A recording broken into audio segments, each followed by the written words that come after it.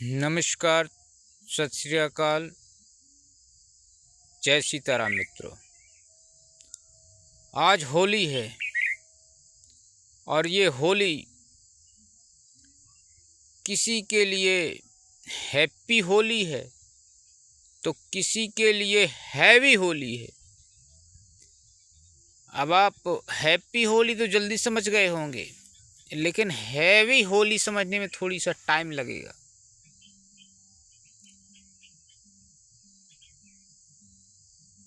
वास्तविक बात यह है कि सुख और दुख हमेशा बने रहते हैं। एक ही गांव में, एक ही शहर में, एक ही मोहल्ले में पड़ोसी के यहाँ सुख होता है तो दूसरे पड़ोसी के यहाँ दुख होता है। यह दुनिया की रीत है। कहीं सुख, कहीं दुख, कहीं धूप, कहीं छाया। जैसे कहीं दिन का समय होता है तो कहीं रात का समय होता है। हर एक जगह समय एक सा नहीं होता। इसी होली के त्योहार में ना जाने कितने लोग आज ही के दिन इस दुनिया को अलविदा कह गए होंगे।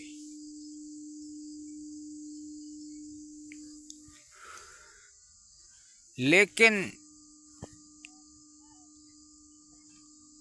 उत्साह लोगों में इतना होता है कि खुद की मृत्यु तो भूले ही रहते हैं हमेशा।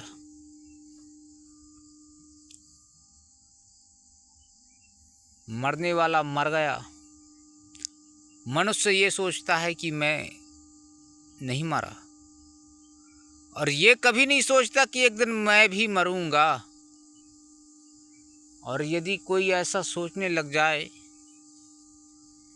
तो कोई घमंड क्यों करता, कोई अत्याचार क्यों करता, कोई लूट मार करके संपत्ति क्यों जोड़ता, धनवान होने का रात दिन सपना क्यों देखता। हाँ, एक बात स्पष्ट है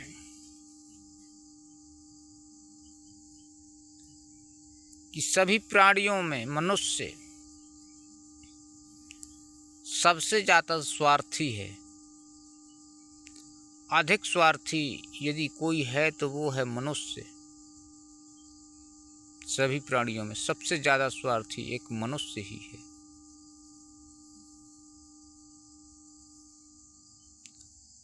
जो कि किसी से तभी तक मतलब रखता है जब तक उसका कोई निजी स्वार्थ होगा। स्वार्थ निकलते ही लोग जान पहचान तक भूल जाते हैं। सब भूल जाते हैं कि हमारे साथ अगले आदमी ने कितने परोपकार किए हैं, या अगले परिवार के हमारे ऊपर कितने एहसान हैं। सब भूला रहता है मनुष्य। दर्द जिसे कहते हैं, वो दर्द सिर्फ दूसरों का ही दर्द जानते हैं लोग। उस दर्द की कल्पना अपने आप में कभी कोई करके नहीं देखता। और यदि दूसरों के दर्द की कल्पना अपने आप में कर ले मनुष्य, तो हर एक मनुष्य का मन हृदय बैरागी हो जाएगा। यूं तो दुनिया में बहुत बैरागी बने फिर रहे हैं। ज्यादातर लोगों को सिर्फ भेष बैरागी है, वास्तविक बैरागी बहुत कम है। यदि दर्द की कल्पना मनुष्य कर ले कि जो दर्द आज किसी और को है वह दर्द कभी मुझे भी झेलना पड़ सकता है, ऐसा यदि मनुष्य सोचने लग जाए तो जो भी ऐसा सोचेगा उसका मन बैरागी हो जाएगा। लेकिन ये ख्याल हमारे दिमाग में आता ही कब है, और आता होता तो लोग किसी को दर्द क्यों देते, किसी के साथ में बेईमानी क्यों करते, किसी के साथ में लूट मार क्यों करते, अत्याचार क्यों करते, दुष्कर्म क्यों करते, कुकर्म क्यों करते। ख्याल ही नहीं है कि वो दर्द जो हम दूसरों को दे रहे हैं वह दर्द यदि ईश्वर हमें गिफ्ट के रूप में कभी वापस कर दिया तो हमारा क्या होगा, ये विचार लोगों को कभी आता ही नहीं। और यह विचार यदि आ जाए तो दुनिया सुधर जाएगी।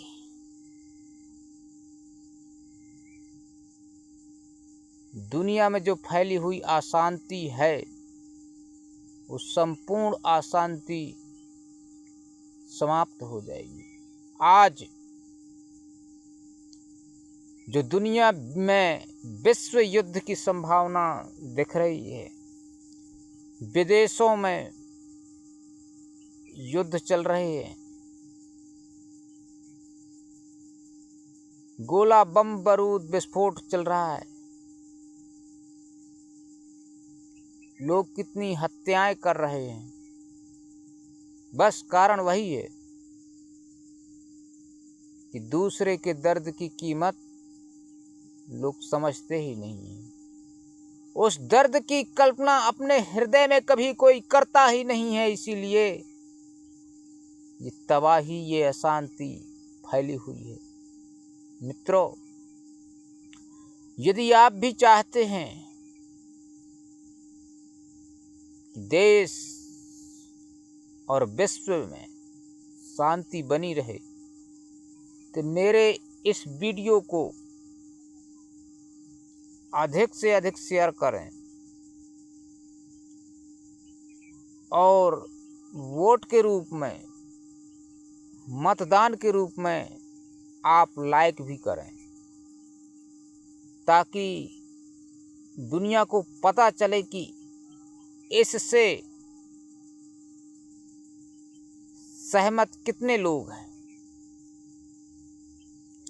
कितने लोग चाहते हैं कि दुनिया में शांति हो।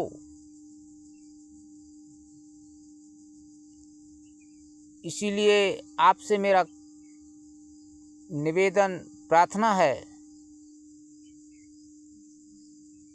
कि वीडियो लाइक करें, और यदि आप मेरे चैनल में नए हैं तो सब्सक्राइब जरूर करें, और मुझे कमेंट में ज़रूर लिखें, आप अपने विचार, अपनी राय ज़रूर दें।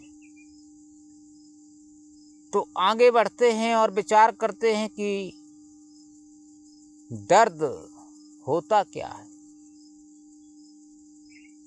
क्या दूसरे के दर्द को देखकर भूल जाना चाहिए? नहीं, सबसे बड़ी गलती एक मनुष्य की यही है कि मनुष्य दर्द दूसरों का देखता है और भूल जाता है। दर्द भूलने के लिए नहीं है, दर्द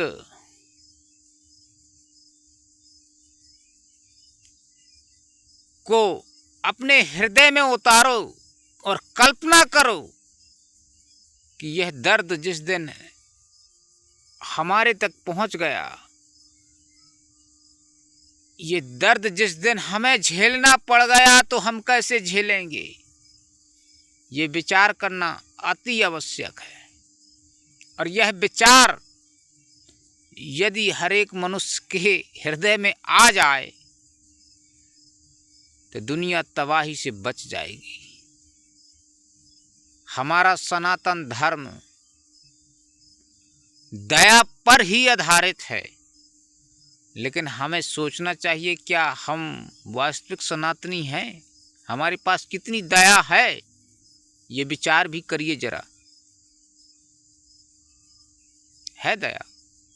सोचो, दया होती तो भारत में रोज इतने मुर्गा काटे जाते। कल्पना करो कितने बकरे कट रहे हैं। कहीं कहीं तो गाय भी कटती होंगी, भैंस कट रही हैं। इसी भारत में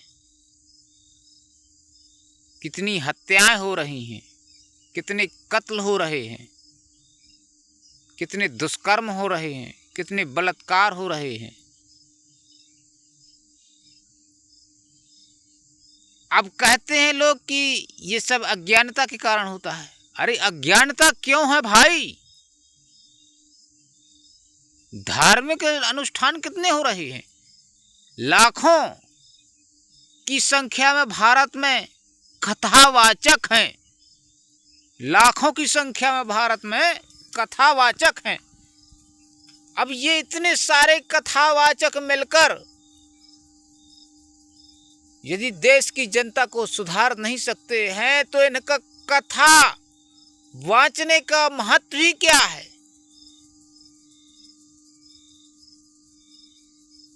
और कई करोड़ों की संख्या में रोज जनता बैठकर कथा सुन रही है, तो सुन के समझ क्या रही है और समझ के कर क्या रही है? इसका मतलब स्पष्ट यही निकलता है कि कथावाचक और कथा सुनने वाला, वक्ता और श्रोता दोनों सिर्फ समय पास कर रहे हैं, सिर्फ समय पास कर रहे हैं। यदि कथावाचक काम, क्रोध, लोभ, मोह, अहंकार का त्याग करके कथा सुनाता, तो यदि लाखों आदमी को कथा सुनाता, 1 लाख मनुष्यों को यदि वो कथा सुनाता, तो 1 लाख में से यदि 100 भी सुधर जाते, 1 सैकड़ा मनुष्य भी यदि सुधर जाते 1 लाख में से, तो बहुत था, काफी था। 1 लाख को यदि कथा सुनाता है कोई कथावाचक, उसमें से यदि 100 भी सुधर जाते हैं तो बहुत बड़ी बात हो जाती है। 100 सुधर गए, काफी है 1 लाख में से। लेकिन यहाँ तो लोग कई करोड़ की संख्या में, अरबों की संख्या में रोज कथा सुन रहे हैं, लेकिन सुधर कितने रहे हैं? और यदि सुधर रहे हैं तो इतने अत्याचार हो क्यों रहे हैं? लोग सड़क में चलते हैं जब, तो कैसे चलते हैं? अहंकार के साथ ही चलते हैं ना। तभी तो कोई किसी को धक्का मार के चला जाता है, कोई मर गया तो पीछे लौट के देखता तक नहीं और जल्दी भगता है। कहाँ सुधरे? किस ओर से सुधरे हुए दिखाई दे रहे हैं लोग? और यदि सुधर नहीं रहे हैं तो क्या मतलब है एक कथा सुनने का? कथा सुन के कर क्या रहे हैं? हर एक जगह लापरवाही, लापरवाही। जिस क्षेत्र में आप जाके देखेंगे, हर एक क्षेत्र में आपको लापरवाही के सिवा कुछ और नजर नहीं आएगा। कोई सरकारी कर्मचारी है वो भी लापरवाह, जो कि सरकारी कर्मचारी 11 बजे ड्यूटी में आते हैं, सुबह 11 बजे ड्यूटी आते हैं, 4 बजे 5 बजे छुट्टी हो जाती है। इसके बाद भी जब उनके पास में जनता जाती है तो उनके सर का पारा ऊपर चढ़ा होता है। वो क्रोध में ही होते हैं, प्यार से बात कर ही नहीं सकते हैं। क्या सिखाया है कथावाचकों ने लोगों को? रुक जाओ, अभी हमारे पास टाइम नहीं है। इस तरह से सरकारी कर्मचारी बात करते हैं। ये भी कोई बात करने का तरीका है? कल आना, अभी आज काम नहीं होगा। बैंक में ही जाकर देख लो, जैसे ही बैंक के कर्मचारी देखते हैं कि भीड़ ज़्यादा होने लगी, वो सीधा बोल देते हैं सर्वर नहीं मिलता है। भीड़ कम हुई सर्वर मिलने लगता है। शिक्षक पढ़ा कम रहे हैं, मोबाइल ज़्यादा देख रहे हैं। हर एक विभाग का यही हाल है। ज़्यादातर कर्मचारी लापरवाह हैं।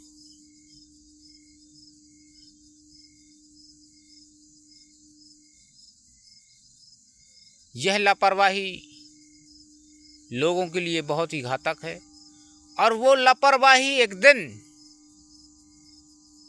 जो लोग लापरवाही करते हैं उन पर भी बीत जाती है, उन्हीं को परेशान कर देती है। एक बार एक छोटी सी कथा सुनाता हूं आपको। एक मनुष्य किसी होटल में ठहरा।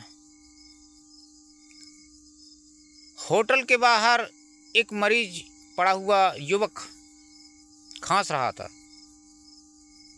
वो धनी आदमी कहता है कि ये कौन बाहर खांस रहा है, इसको उठा के बाहर फेंको, डिस्टर्ब हो रहा है मुझे। जब होटल से घर आया तब पता चला कि वो खांसने वाले कोई और नहीं, उसका जो बेटा 15-20 साल से बाहर रह रहा था पढ़ाई के लिए, वो आया था और उस होटल में ठहरा हुआ था रात के समय पे। अब इतने सालों के बाद मिला था इसलिए पहचान नहीं पाया था। ये पुराने समय की बात है जब मोबाइल नहीं चलते थे। तो ये अहंकार, ये लापरवाही एक दिन मनुष्य को ही अपने आप को ही झेलनी पड़ जाती है। वैसा ही हाल दर्द का है। दर्द यदि आज दूसरे को है तो कल हो सकता है हमें भी हो जाए। पड़ोसी के घर में यदि कोई मोहल्ले में कोई मरा है तो हो सकता है कल हमारे घर में ही मर जाए, हम ही मर जाएं। कोई गारंटी नहीं है कि किसकी मौत कब आ जाए। एक मिस्त्री ने लापरवाही की एक गांव में, हमारे ही गांव की घटना है। उसका घर पहले से बना हुआ था। घर मालिक ने कहा, बुजुर्ग है आदिवासी, कि भाई एक और छोटा सा इसके सामने बना दो ताकि हमारे लिए पर्याप्त जगह हो जाएगी उठने बैठने के लिए। गांव के लोग आ गए तो उसमें बैठ जाया करेंगे। उसने कहा ठीक है। तो उसने जब बनाया तो कॉलम नहीं दिया, उसी कॉलम में बीम टच कर दिया और कोई खास सपोर्ट नहीं दी। लेंटर पड़ गया, छत डाल दिया, घर बन के तैयार हो गया पहले वाले घर के सहारे। कुछ समय के बाद दरार पड़ जाती है। अब जब दरार पड़ गई तो लोगों ने कहा कि दरार पड़ गई दादा, आप इसे ठीक करवा लो या नीचे से दीवार चलवा दो ये बीम के नीचे, ताकि बीम हिल के नीचे आएगी तो दीवार में रुक जाएगी। बेचारा बुजुर्ग गरीब पैसों का इंतजाम करता रहा और कुछ आलस में भी रहा। एक दिन, आज से 9 दिन पहले, वो बीम गिर गई रात में 11 बजे और वो बुजुर्ग वहीं सोया था। वो बीम जैसे ही गिरी तो उसके हाथ में आई। उसी समय दुर्भाग्यवश गांव में बिजली नहीं थी, उस घर में नहीं थी। गांव में रही हो नहीं रही हो, लेकिन उस घर में बिजली नहीं थी उस दुर्भाग्यवश। अब जैसे ही गिरी तो उसके घर वाले लोग जागे, देखे हमारे घर का बुजुर्ग कहाँ गया। अब बिजली नहीं थी, अब उनके पास मोबाइल भी नहीं था, महिलाएं थी ज़्यादा घर में, पिछड़ा हुआ क्षेत्र है। बोले कैसे ढूंढें। आग जलाई वहीं पास में। तब उस आग की रोशनी से देखा गया कि बुजुर्ग कहाँ पड़ा हुआ है। निकाला उसको बाहर। कुछ ईंट भी गिर गई थी। उन ईंटों में ढका हुआ था वो बुजुर्ग, हाथ में बीम लग गई थी। बाहर निकाले। अब उस बुजुर्ग का कोई नहीं था, उसके पुत्र नहीं है, सिर्फ पुत्री है तो वो भी ससुराल में थी। फ़ोन करके वहाँ से बुलवाया गया। वो आए, उसका दामाद और उसकी बेटी। रात भर विचार करते रहे क्या करें, कहाँ ले जाएं, क्या करें, कहाँ ले जाएं। प्राइवेट में ले जाते हैं तो पैसा लगेगा, सरकारी में ले जाएंगे तो इलाज ठीक से नहीं होगा, कहाँ ले जाएं, कहाँ ले जाएं। इस पैसों का इंतजाम करते करते उनको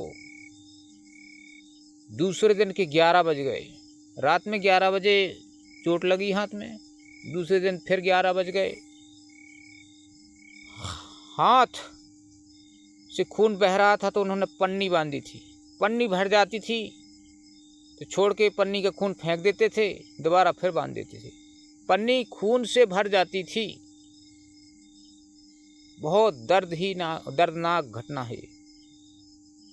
पन्नी छोड़ते, खून फेंके, फिर दोबारा पन्नी बांध देते।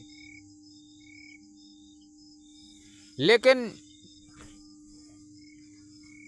एम्बुलेंस भी नहीं बुलवाए, ना ही प्राइवेट में गए, क्योंकि पैसों का इंतजाम नहीं था। पैसों का इंतजाम करते करते उनको 11-12 बज जाता है और कुछ रिश्तेदार भी आए 11-12 बजे तक। तब सोर्स की कमी के कारण उन्होंने किसी वकील से बात की। वकील ने कहा कि आप मोटरसाइकिल में कुछ दूर तक लाइए। उन्होंने फिर भी एम्बुलेंस नहीं बुलवाया, क्योंकि वकील ने कह दिया कि मोटरसाइकिल में कुछ दूर तक ले आइए, आधे रास्ते तक। आधे रास्ते तक वो लोग मोटरसाइकिल में लेके गए लगभग 11-12 बजे। हाथ में चोट लगे 12 घंटा पूरे हो गए। रात में 11 बजे चोट लगी, दूसरे दिन के 12 बज गए। अब इसके बाद वो लोग ले गए गांव से। वहाँ क्या क्या हुआ पता नहीं। जिस समय ले जा रहे थे तब दूसरे मोहल्ले, हमारे मोहल्ले की बात नहीं, दूसरे मोहल्ले की बात है, तो उसी मोहल्ले से मैं गुजर रहा था। मैं गाय ढूंढने के लिए जा रहा था जंगल। तो जंगल हम लोग जब जाते हैं तो बस एक डंडा लेके जाते हैं और कुछ नहीं होता हमारे हाथ में। तो मैंने देखा तो मैंने लोगों से कहा कि भाई इनके पास पैसों का इंतजाम नहीं है, तो आप इतने सारे लोग खड़े हैं तो आप एक काम करिए, 10-10, 50-50, 20-20, जिसके पास जितना हो उतना दे दो तो मदद हो जाए इनकी। मैं अभी जंगल जा रहा हूँ, मेरे पास तो 10 रुपये भी नहीं पड़ा, नहीं तो मैं दे देता 10-50। लोग देखते रहे लेकिन किसी ने 10 रुपया नहीं निकाला। ये हाल है लोगों में दया बची ही कहाँ है। जो कि हमारे धर्म ग्रंथ पुकार पुकार कर कह रहे हैं कि दया धर्म का मूल है, परोपकार जैसा कोई धर्म नहीं है। गीता भी कह रही है, एक हिंदी में गीता है कि सर्वशास्त्र में गीता, सर्वदेव में हरि, सर्व तीर्थ में गंगा, सर्व धर्म में दया श्रेष्ठ है। गुरु ग्रंथ साहब में इतना तक बताया गया है कि दया धर्म की माता है। इसके बाद भी लोग दया त्याग के पूजा पाठ सब करते हैं। लोग दया के बिना पूजा पाठ यज्ञ पुराण सब कुछ पाखंड है। दया नहीं तो कुछ भी नहीं। सबसे अधिक महत्वपूर्ण है दया। इसी के साथ मित्रों, जय भारत, जय सीताराम, सत श्री अकाल, नमस्कार। वीडियो लाइक करें, चैनल में यदि आप नए हैं तो सब्सक्राइब करें और कमेंट में ज़रूर लिखकर बताएं कि आपको यह वीडियो कैसा लगा। धन्यवाद।